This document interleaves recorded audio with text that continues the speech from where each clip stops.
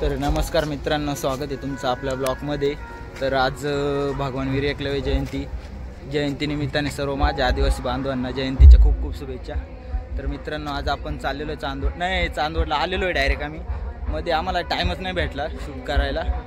आता आज चांदवडला आलेलो आहे, तिथे एकलव्य जयंतीनिमित्ताने ना 7 ते 8 बँड आहे। त्यात आपल्या दीपक भाऊंची गाडी Deepak band, Shrikrishna band, Radhekrishna band, बाकीच्या गाड्यांची नावं तर नाही माहिती, पण ब्लॉग कंटिन्यू करा आणि आपल्या चॅनलला सबस्क्राईब करा मित्रांनो।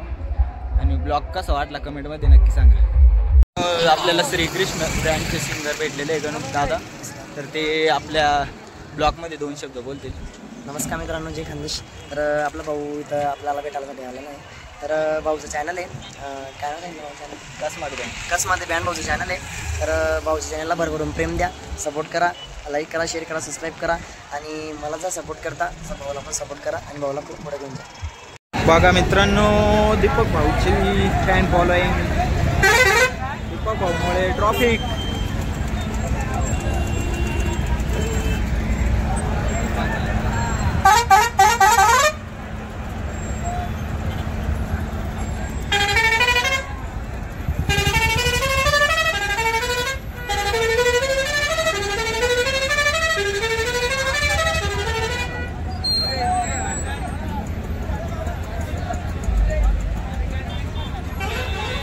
राधे कृष्णा अमळनेर।